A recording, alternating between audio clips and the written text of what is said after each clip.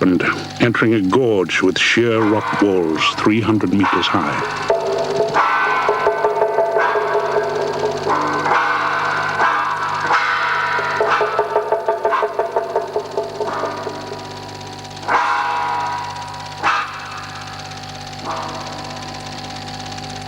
In the canoe which foundered were Hawkins and John Dean.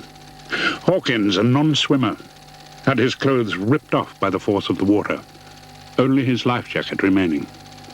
If John Hawkins had not had a life jacket on at that stage, I'm sure he wouldn't have survived. Because when I came up out of the water after being thrown from the canoe, I saw him floating downstream on his back, and I then realised that he was unconscious, and I tried to get downstream to him, and in order to do that I found myself climbing up over a very high peak, and the higher I went the more formidable I realised the gorge was, and I more or less gave up hope. I thought John had gone, and it was with great relief when I reached the top of this peak and called out that I heard his voice answer from below. 6 years passed before John Dean again found himself preparing to tackle the Franklin with John Hawkins. Hawkins this time was better equipped, but well aware not only of the dangers of the river, but of the virtual impossibility of walking through the impenetrable bush for help if a member of the four-man party suffered an accident. On the still unexplored, still unconquered Franklin, the isolation was complete. And the river could rise a terrifying 10 meters in a single night. Hawkins was not overconfident, and rightly so. Drawing inexhaustible quantities of water from its huge catchment, the river wrecked one canoe. Shortly after, the attempt was abandoned with a determination to try again the following summer. Once again, John Dean was to share the dangers. In the last attempt down the Franklin, I had the misfortune to have my canoe get jammed full ways across the stream. The stream was quite narrow at that stage, and the canoe tipped just over halfway into the water, and I was unable to get anything other than my head and shoulders above the water because of the force of the current. And it was quite an alarming experience to be held there by the strength of the water and know that the only way out was to go down underneath the canoe, because then I feared that there could be rocks or snags that might jam me, and then that would have been the end. And by the time I came out about 100 yards downstream, I was really quite shaken. The canoes were fiberglass, in the late 50s, a revolutionary material. John Dean's mishap had badly damaged his canoe, but this time the party of four had 3 canoes, each capable of carrying 2 men. This added insurance proved useful. Dean was to break his canoe in half, patch it, then eventually lose it altogether. Rain once again threatened to flood the river. In the worst stretches, progress was slowed to little more than 1 kilometer a day to minimize the risks. John Hawkins had by now survived yet another near-fatal mishap in the huge canyon they called Deception Gorge. But gradually, after nearly 5 weeks on the river, they knew that this time they were going to beat the Franklin. I think once we got past the Cascades, the Newland Cascades, into the lower part of the Franklin and arrived at the Jane River hut, where we spent a day recovering, incidentally, we then knew that we had it beaten. We were then able to relax, I think, for about the first time. Up until then, I think you felt a certain amount of tension from day to day, not knowing whether you were going to get through and, you know, what might happen if you had serious trouble. The difficulties of the Franklin behind him, John Hawkins turned to other great western rivers. Summer after summer would find his canoe on the Gordon, the Pieman, or increasingly back on the Franklin itself. By now, his obsession to conquer the Franklin had been superseded by his determination to compile a film record of the rivers.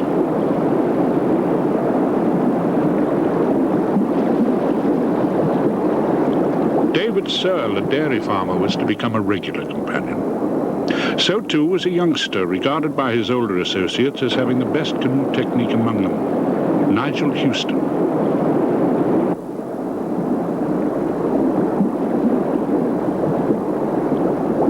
Typically, John Hawkins' film ambitions were high. Working virtually single-handed in one of the most difficult areas in the world, he was determined to achieve technical and artistic excellence in portraying man against the rivers.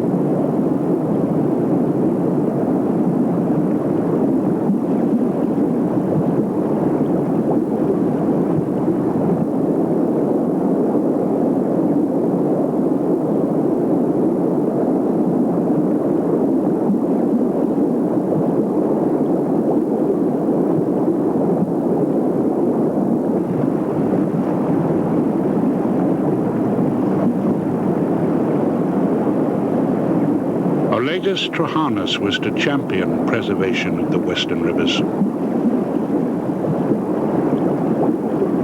The exhilaration they held for him was evident to Hawkins, the filmmaker.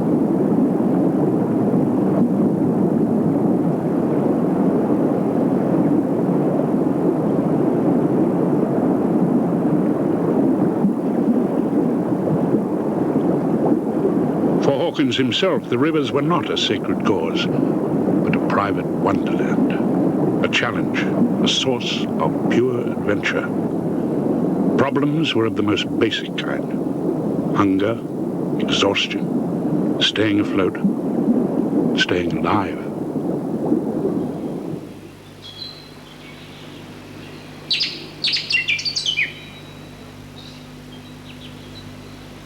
In recompense, there were mornings of pure enchantment.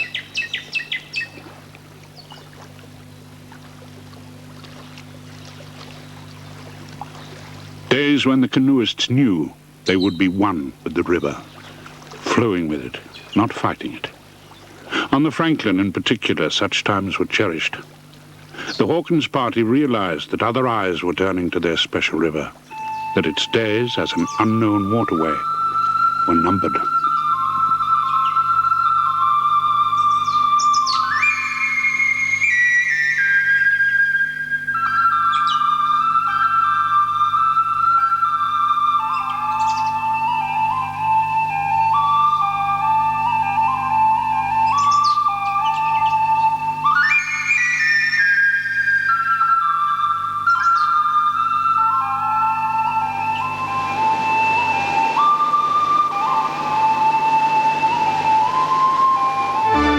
Some are bushwalkers.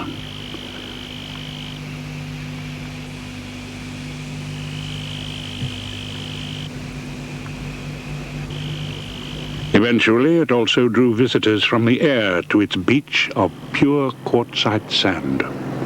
Amid the emotion-charged debate, Hawkins began filming to clinically reflect the changes that would be wrought if Lake Penna and its unique beach were flooded.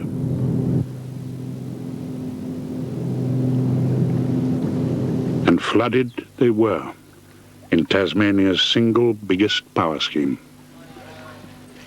In 1980, when the battle lines were drawn over a further power development, this time involving the western rivers, a new conservation movement had emerged, phoenix-like, from the ashes of the Pedder campaign.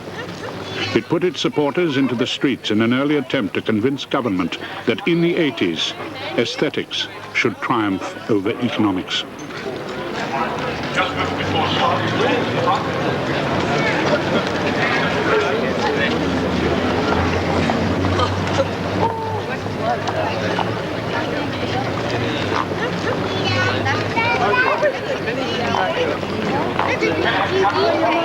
This time, the movement had a new leader. A medical practitioner from New South Wales, Bob Brown, had first visited the Franklin River almost reluctantly, persuaded by a friend. Impressed beyond words, he abandoned his profession to become the full-time general of the Conservation Army.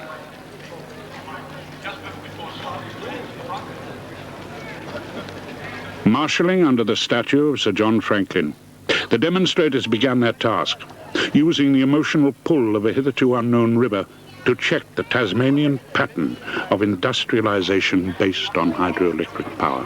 For the young, the message had special appeal. The community began to divide. For John Hawkins, the cameraman, there had been no such mental struggles. Through the 1970s, working in a few available weeks each summer, he pursued his personal goal of capturing on film the essential, challenging qualities of his special rivers.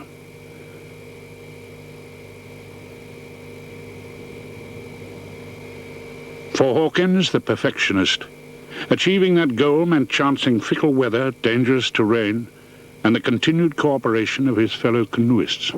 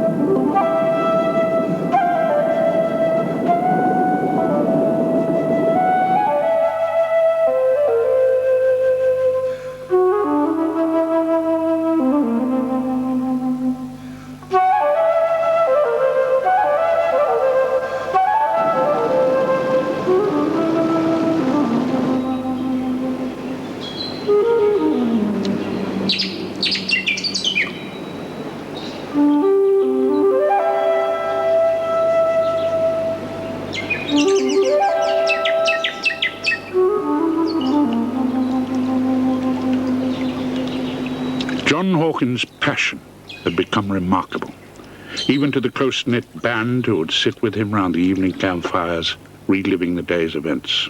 It was the more remarkable for the fact that the Tasmanian-born Hawkins now lived thousands of miles away in what many would regard as the real Australia. The red centre, the great desert heart of continental Australia, was now permanent home to the riverman.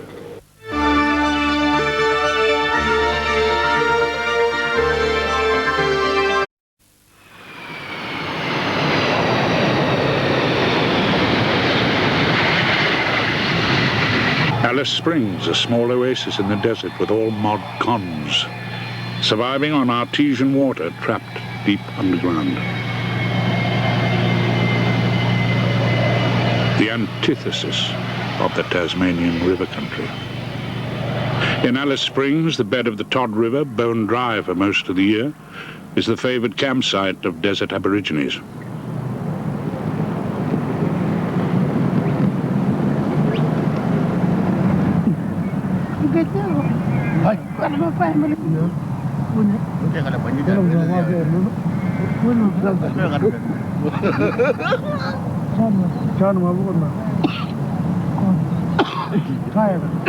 Alice Springs was to put extraordinary pressures on John Hawkins, but provide him with extraordinary fulfillment. Based at the local hospital, he was the only surgeon serving both black and white communities in an area bigger than the British Isles. As a result of his surgical work, his name became a household word throughout the outback.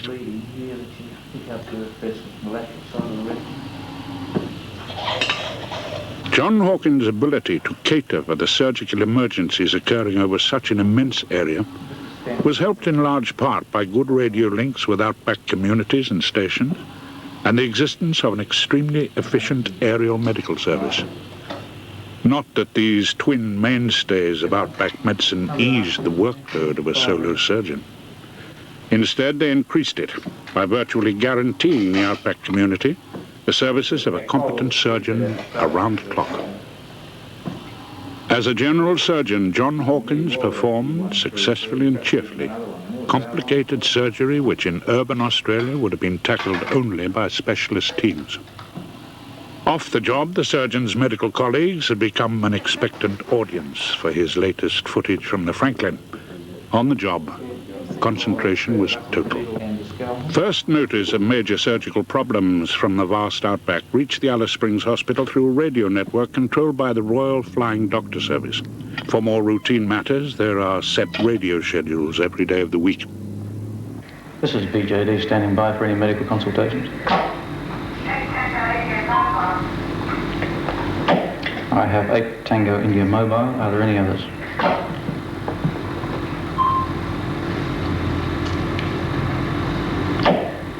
Tango India Mobile. Good morning, sister. Go ahead. Dr. Kerry Kirk, now Director of Health in Central Australia, worked alongside John Hawkins as the anaesthetist. The patients came in for John Hawkins' attention in the Alice Springs Hospital by air ambulance, day and night, 7 days a week. They might have spear wounds, or they might be a woman with a complicated childbirth, might be a stockman with broken limbs from an accident on cattle mustering camp, or maybe somebody who'd been involved in a car accident up to 500 miles away from town. The patient fell off a horse at the stock camp yesterday, and this morning his left leg below the knee is very swollen and painful. He's unable to wait there, and there is some obvious deformity. His observations are satisfactory: temperature 36.8, pulse 80, respiration 22, blood pressure 120 over 80. Over. Tango India Mobile, all okay. I've got all that, thanks, sister.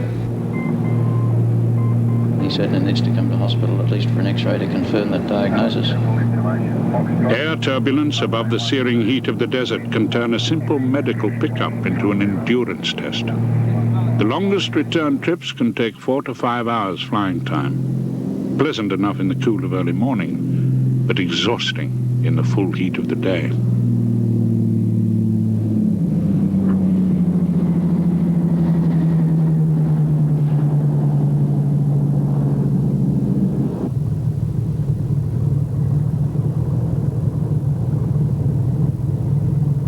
This hard country demands knowledgeable pilots, dependable twin-engine aircraft, and the experienced nursing sisters who constitute the regular flying arm of the aerial medical service.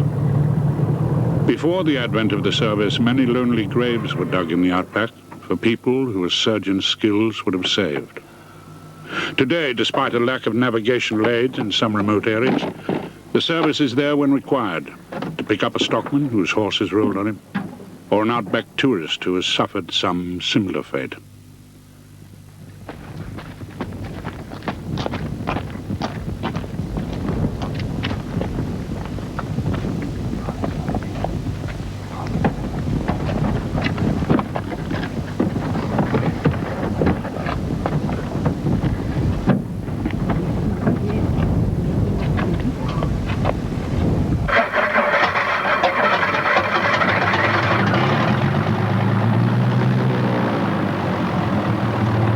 As an all-round medical service, the aerial operation based on Alice Springs provides a degree of security for the people of the outback that urban hospitals could not better.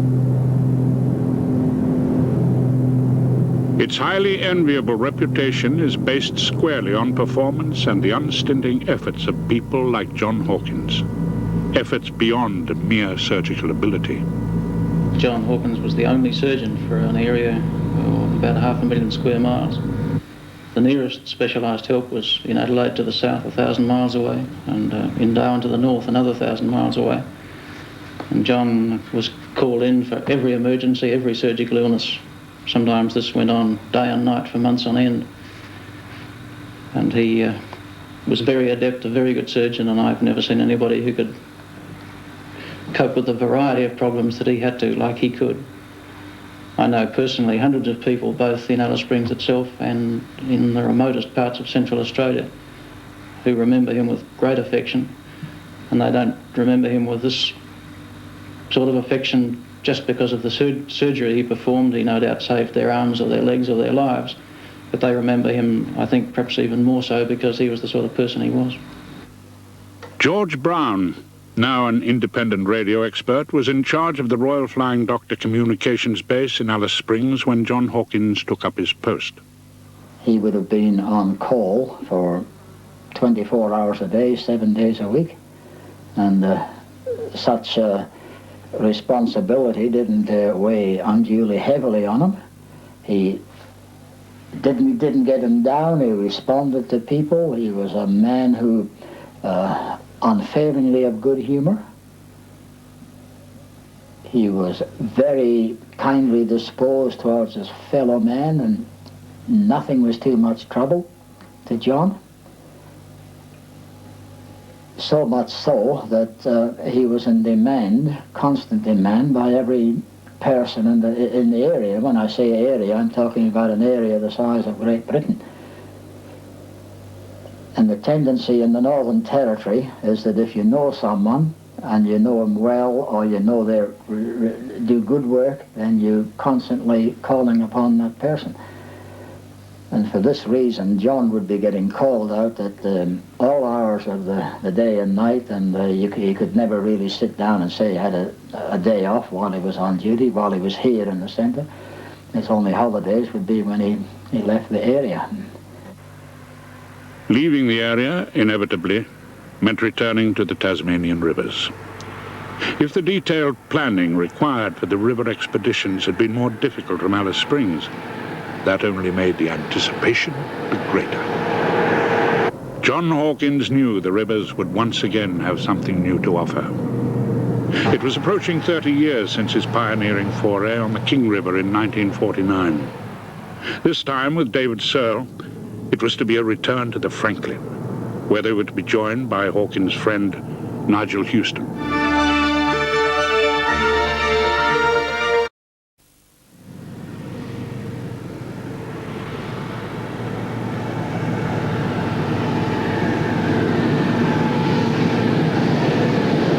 The first glimpse after 12 months. The river looked promising. The weather, if it held, would be ideal for filming, and the first campsite offered a gentle reawakening to the perimeter of the western river country.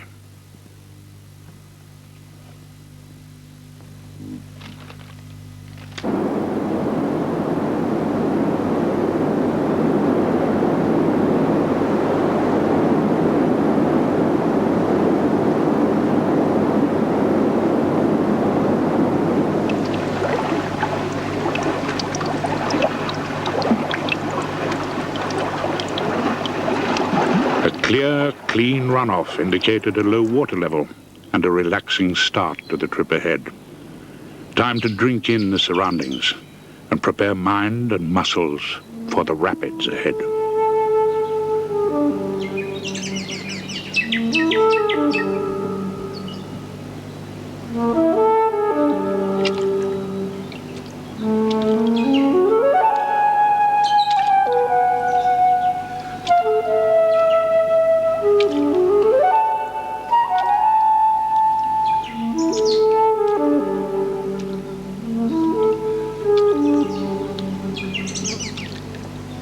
Mm-hmm.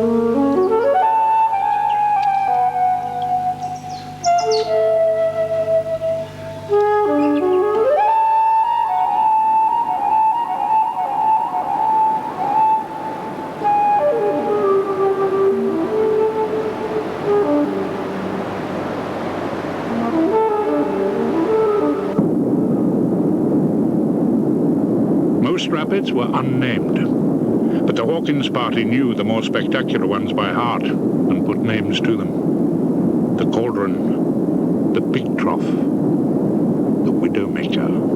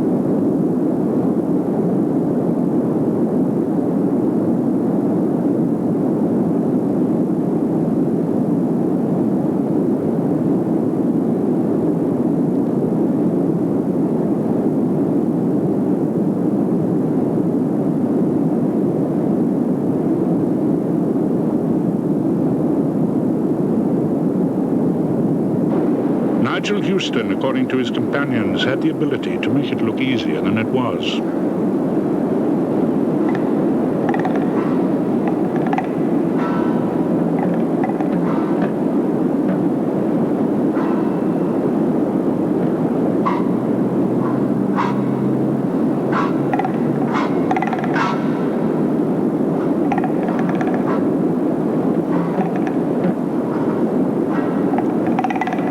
But each had his personal moment of extreme danger.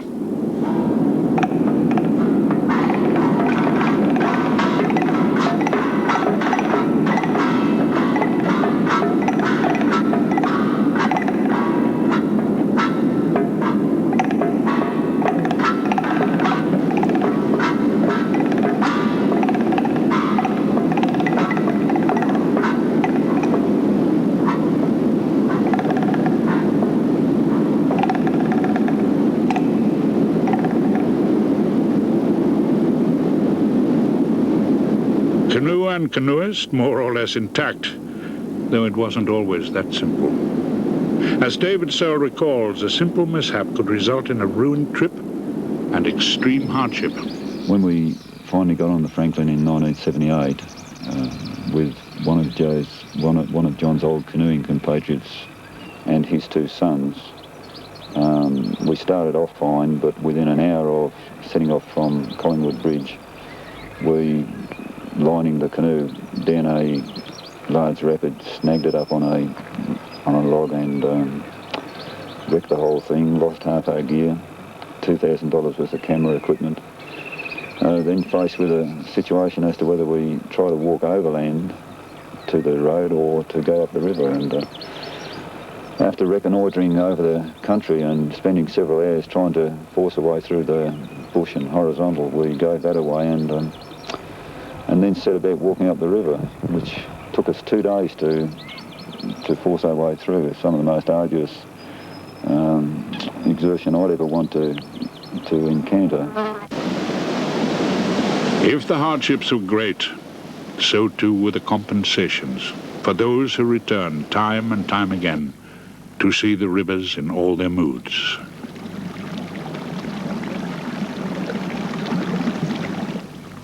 Conservation leader Bob Brown had by now experienced the Franklin.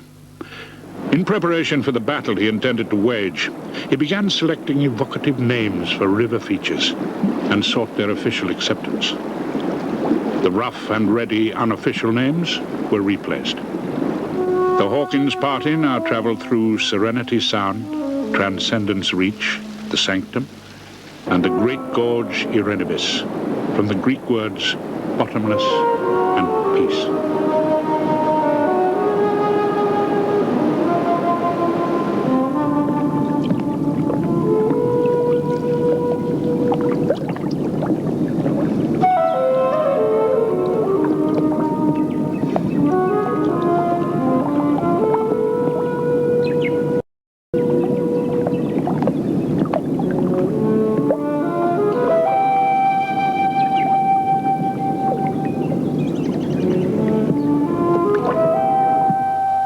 first things when I think about those trips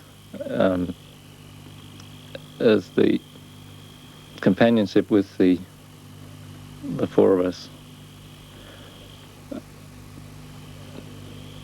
It's a strange thing when you think about the sort of excitement of the actual canoeing. It quite often comes second in reminiscences. The first being the camps on the rivers and the sort of solitude and the winding down after that excitement and getting together and discussing the different happenings of the day. And generally, any day there would be some pretty exciting things happening, rescues and the like. And within that environment, at all times, the thing on a river was that presence of the water, of the power of the water. The campsite is not like it is in a lot of bush camps where it can be very quiet, assuming you're not in a gale on a mountain. There's a roar, and it's with you the whole trip. If the trip takes a week, that roar is with you. It never leaves you. And this brings something out in the... It's a different sort of solitude. And the four of us would be very closely bound within the sort of power of that noise, because it would be a noise. I wouldn't think I'd ever consider, or would have ever considered, that we were the only four in the world. But at times in those situations, I feel that perhaps we're the only four that are really coming to terms with what matters. In other words, we've left a horrible sort of humdrum racing existence, and we're an existence where we're all trying to build ourselves up all the time. And what happens in a situation like that, again, with the power of that water and the bush and the need to survive with it, not fight it, but survive with it, you come down to size, and you become quite humbled. In the state parliament, it was with pride that Doug Lowe, Tasmania's most popular premier in history, announced his government's energy decision. Tasmania would have the less economic power scheme. The Franklin would not be touched. The river, whose existence had first come to the attention of most members of the government less than 3 years before, was to become the shining crown of a new national park. For the first time, the advice of the government's hydroelectric commissioner on a major new power proposal had been set aside. Advice had been accepted from other quarters, following an effective public campaign based on the pictorial beauty of the Franklin.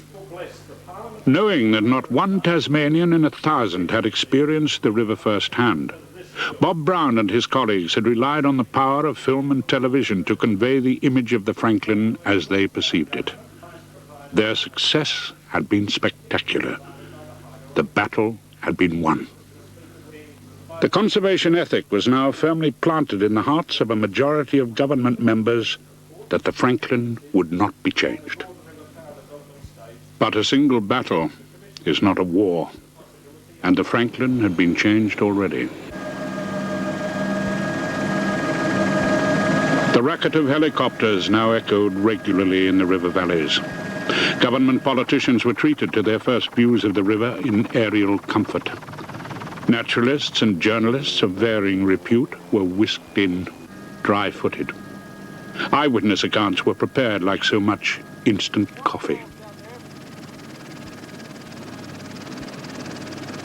The Franklin was no longer Hawkins River. Visitors trickled in to float downstream on rubber rafts, some in response to a barrage of national publicity extolling the beauty, but not the danger of the river. Helicopter rescues began. The Franklin claimed its first lives.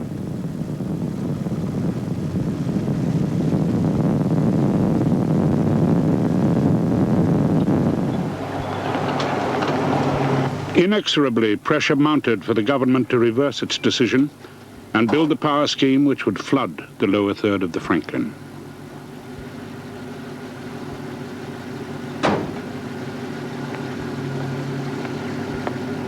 The pressure came principally from industries, many of which had been attracted to Tasmania by the potential for cheap power, and from unions, fearful of the effects of the government's decision on future employment. The independent upper house of the Tasmanian Parliament had refused to accept the government's compromise power scheme. For 12 months, the Parliament remained deadlocked. The Tasmanian community divided on the issue. The government itself became divided. Despite the increasingly grim headlines, the Premier remained resolute, even in the face of pressure from the unions which made up the backbone of the governing Labour Party.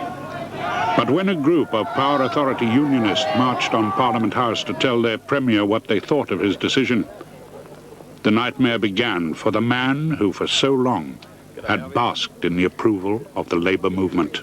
The workers of the Hydroelectric Commission advise you of their total lack of confidence in you as the Minister responsible for the Hydroelectric Commission, to safeguard their job security for the foreseeable future. Furthermore, they call upon you to resign your position as Premier of Tasmania. Only 2 years previously, Doug Lowe had led his government to a resounding election victory, polling in the process the biggest personal vote in Tasmanian history. You have allowed the reputation of the Commission and its workers to be brought into disrepute. If we thought that we were going to create unemployment by our decision, we would not have decided on it. And we're not going to stand for the tyranny of an upper house that is wanting to change the fundamental rules of the Parliament. The Premier's attempt to pin the blame on the upper house was wearing thin with both the unions and disenchanted members of the governing party. How much regard should we give to natural heritage? How much regard should we give to the economic factors involved? We haven't been brainwashed.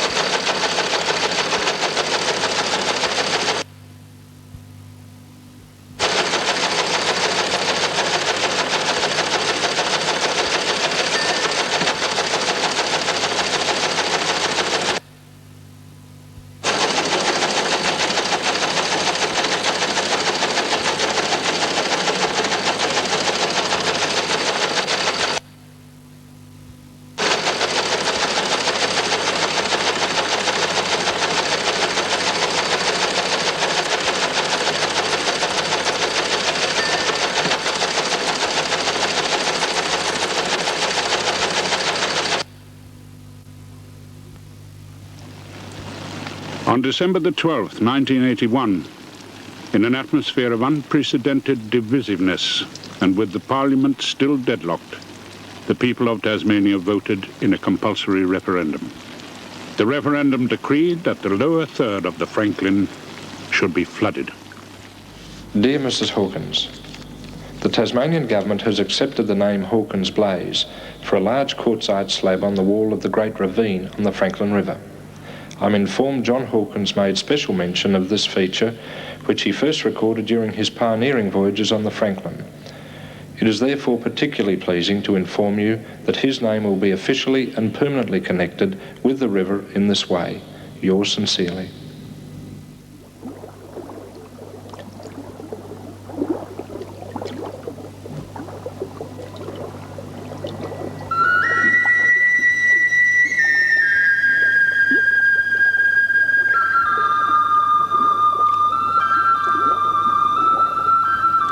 Perhaps for John Hawkins alone, the adventure never ended. The river pioneer had died of a heart attack during a filming expedition in 1979. Hawkins' blaze will not be flooded by the proposed power scheme. Hawkins' name will be part of the Western Rivers forever.